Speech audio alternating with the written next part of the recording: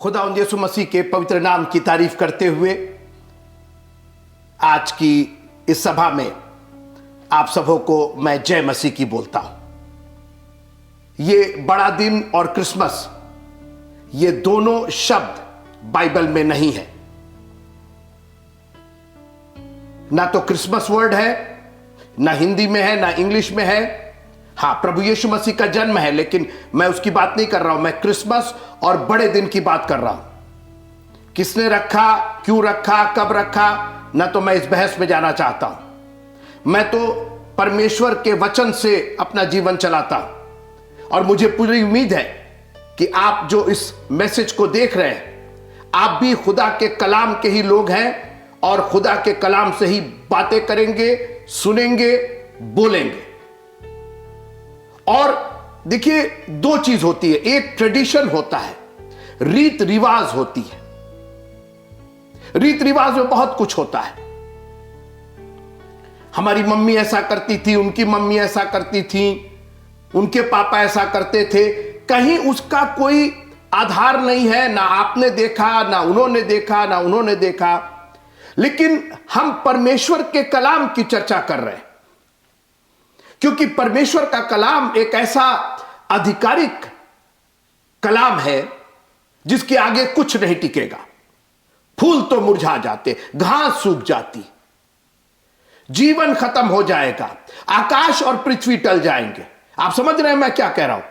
मैं वचन की बात कर रहा हूं कि वचन तो नहीं टलेगा, वचन स्थिर है। आपके रीत और रिवाज, कितने रीत आए और कितने रिवाज खत्म हो गए, मगर परमेश्वर का कलाम जो अनादिकाल से अनंत काल तक है। अब मैं इस बड़े दिन और क्रिसमस की बात क्यों कर रहा हूं? क्योंकि बाइबल में यह शब्द इस्तेमाल नहीं है, बल्कि आज का दिन इस्तेमाल है, बड़ा दिन नहीं। बड़ा दिन जो इस्तेमाल किया गया है वो मलाकी की पुस्तक उसके 4 अध्याय में इस्तेमाल किया गया है। वो उसके आगमन का बड़ा और भयानक दिन के साथ इस्तेमाल किया गया है।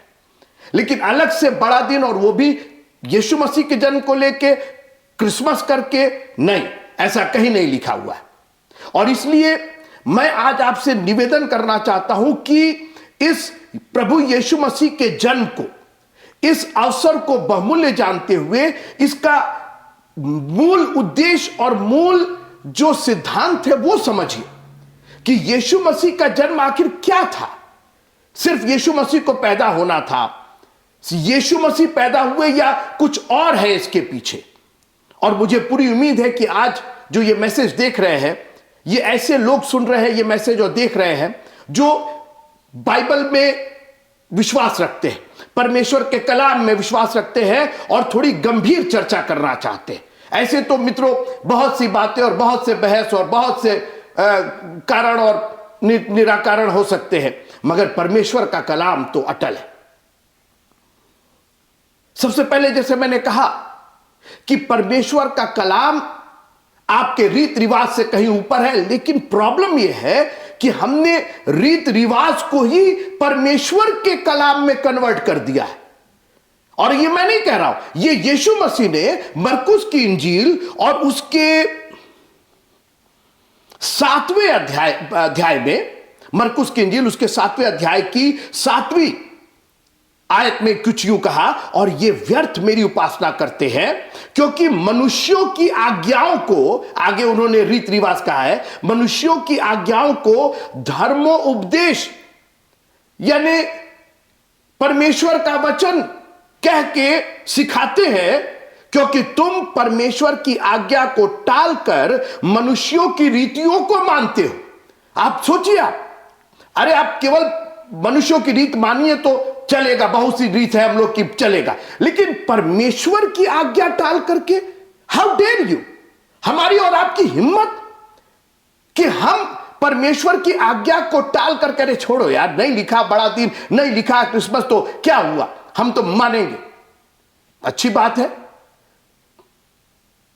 लेकिन परमेश्वर की आज्ञा अगर टल रही है तो आप कहीं ना कहीं तो आपको जवाब देना होगा, क्योंकि ये तो तराजू है और इसी तराजू से मैं और आप दोनों तौले जाएंगे। आप परमेश्वर की आज्ञा को क्यों टालते हैं? आपने रीत रिवाज मानते रहिए ना, लेकिन परमेश्वर की आज्ञा टाल करके नहीं। आज अपने जीवन में झांक करके देखिए कि कहीं परमेश्वर की आज्ञा तो नहीं टल रही है। हम रीत रिवाज मना रहे हैं, हम केक खा रहे हैं, गुजिया खा रहे हैं, नए कपड़े पहन रहे हैं, सजा रहे हैं, क्रिसमस ट्री फलाना ढेकाना लाइट, ये सब करिए, लेकिन परमेश्वर की आज्ञा टाल करके नहीं। आगे सुनिए, और उसने उनसे कहा, तुम अपनी रीतियों को मानने के लिए परमेश्वर की आज्ञा कैसी अच्छी रीत से टाल देते हो। यह नहीं कहा कि खराब रीत से, तुम्हारी रीत बहुत अच्छी है, लेकिन वो सब परमेश्वर की आज्ञा टाल करके करते हो। मित्रों, परमेश्वर के कलाम से कभी डेर मत कीजिएगा, इसको चैलेंज मत कीजिएगा। अब मैं दो तीन मिनट के लिए आपका ध्यान आकर्षित करना चाहता हूं। ये जो हम मना रहे हैं यीशु मसीह का जन्म, मैं आज बचूंगा, बड़ा दिन और क्रिसमस कहने से बचूंगा, क्योंकि ये हमारी रीत है, परमेश्वर का वचन नहीं है। परमेश्वर का वचन क्या है? यूहन्ना की इंजील उसका पहला अध्याय, John chapter 1 and verse number 14। यह है क्या हम लोग क्या मना रहे हैं?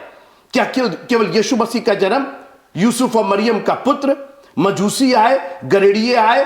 अरे मित्रों, मैं चाहता हूं कि आज आप थोड़ा गंभीर होकर के उसके और गूढ़ अर्थ को समझिए कि यह सिर्फ यीशु का जन्म नहीं है, यह कुछ और है। इसके पीछे एक बहुत बड़ी योजना हमारे पिता परमेश्वर की। सुनिए, यूहन्ना रचित सुसमाचार पहला अध्याय और उसकी 14वीं आयत, एक लाइन, और वचन देहधारी हुआ और हमारे बीच में डेरा किया। यह यीशु का जो जन्म था ना मित्रों, यह सिर्फ यीशु का जन्म नहीं था। उसके लिए तो लिखा कि आज तूने अपने पुत्र को पैदा किया। यह वचन, और वचन कौन? उसी अध्याय की पहली आयत, वचन आदि में वचन था, वचन परमेश्वर के साथ था, वचन ही परमेश्वर था और वचन ही देहधारी हो गया। यह बड़ा दिन, यह क्रिसमस, ये मजूसी, ये गरेड़िए, ये हेरोदेस और ये पिलातुस नहीं मित्रों, ये बहुत बड़ी योजना हमारे प्रभु की, क्योंकि उसने जगत से ऐसा प्रेम किया था, अपना एकलौता पुत्र दिया। कैसे आया वो एकलौता पुत्र? वचन देहधारी होकर के आया। आगे मैं सुनाना चाहता हूं आपको, ये वचन है क्या? ये वचन है क्या? इब्रानियों की पत्री,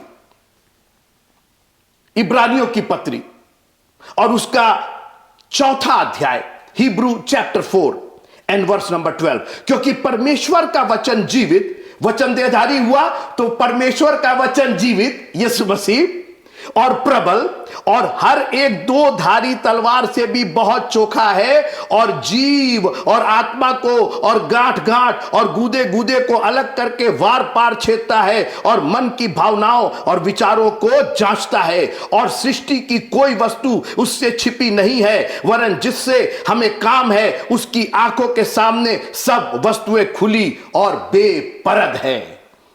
जो वचन देहधारी हुआ था ना, वो ये है मित्रों। वो अब मैं दोबारा उसको रिपीट नहीं करूंगा वक्त की कमी की वजह से, लेकिन आप उसको नोट कर लीजिए। जो वचन देहधारी हुआ वो इब्रानियों की पत्री चौथे अध्याय और 12वीं और 13वीं आयत में उसका खुलासा हुआ कि वो देह क्या थी, वो वचन क्या था जो हमारे बीच में जिसने डेरा किया। दो बातें वचन के बारे में। नंबर एक, वचन नियम है, परमेश्वर का नियम है, नियम ठहराए जाते हैं।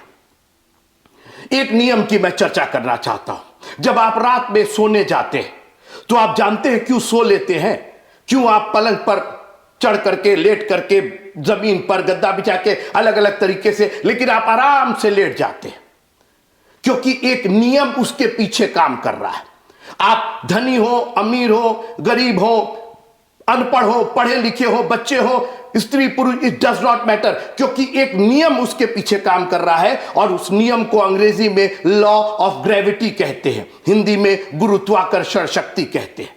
हर एक पर वो लागू होता है क्योंकि वो एक नियम है, वो एक रूल, इसीलिए उसको लॉ ऑफ कानून है, एक तरीके से लॉ ऑफ ग्रेविटी कहते हैं।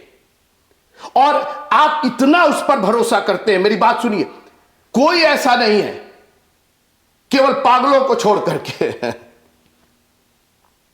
जब रात में सोता हो तो उसको चारपाई से बांध दिया जाता हो। आप कभी अपने आप को बदला, भाई बांध दो, क्यों भाई? अरे पता नहीं सुबह उठेंगे कहीं ऐसा ना हो कि गुरुत्वाकर्षण खत्म हो जाए, वो लॉ ऑफ ग्रेविटी खत्म हो जाए और हम छत से चिपक जाए।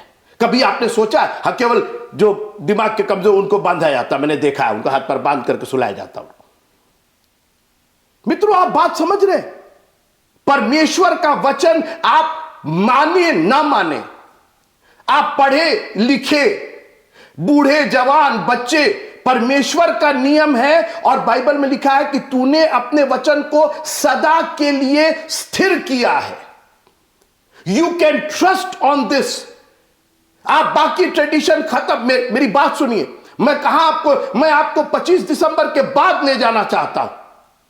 मैं नहीं चाहता हूं कि आपकी खुशियां यहीं पर खत्म हो जाए, 26 तारीख को आपका मुंह लटक जाए, आपको निराशा हो जाए, अरे इतना खर्चा हो गया, अरे ये हो गया, अरे अभी तक तो बड़ा मजा आ रहा था, अभी तक तो क्रिसमस की धूम थी बड़े।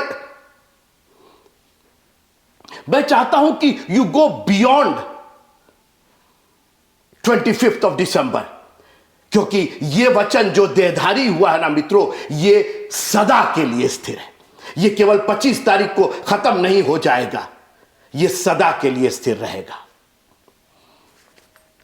और दूसरी बात, वचन अधिकार रखता है, वो अधिकारी है, वचन अधिकारी है। The word of God rules.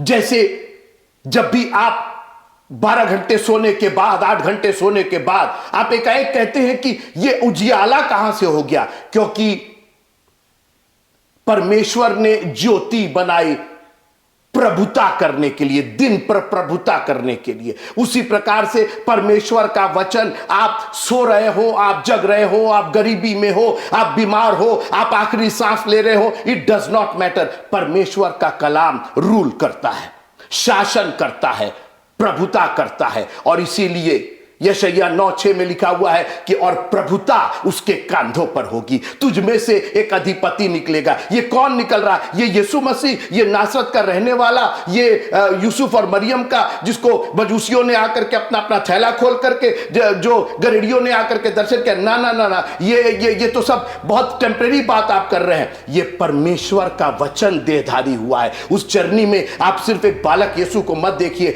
आप कहिए अरे ये तो वचन देहधारी हो गया। प्रभु तेरा धन्यवाद हो कि ये सिर्फ कुछ क्षण के लिए नहीं है, और ये सिर्फ टेम्परेरी नहीं है, ये सिर्फ 25 दिसंबर को और 25 दिसंबर तक नहीं है, ये तो जीवन पर्यंत। घास सूख जाएगी, फूल मुरझा जाएंगे, हम और आप खत्म हो जाएंगे, उसका वचन नहीं खत्म होगा। वो अनादिकाल से अनंत काल तक है।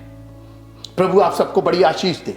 और मैं चाहूंगा कि आप इस प्रभु यीशु मसीह के जन्म को ना सिर्फ एक टेम्परेरी जन्म अभी हुआ और 25 तारीख को खत्म हो गया, बच्चों को सिखाइए, क्योंकि उनमें निराशा हो जाती है। अरे इसके पहले तो इतना धूमधाम था और इतना लाइट लग रही थी और इतना ये हो रहा था। जो हम लोग हैं प्रभु के मानने वाले, उसके खून से खरीदे लोग, हमारे लिए तो सदा के लिए स्थिर है। ये वचन देहधारी हुआ है और ये हमेशा के लिए स्थिर किया गया है। प्रभु आप सबको बड़ी आशीष दे। जय मसीह की।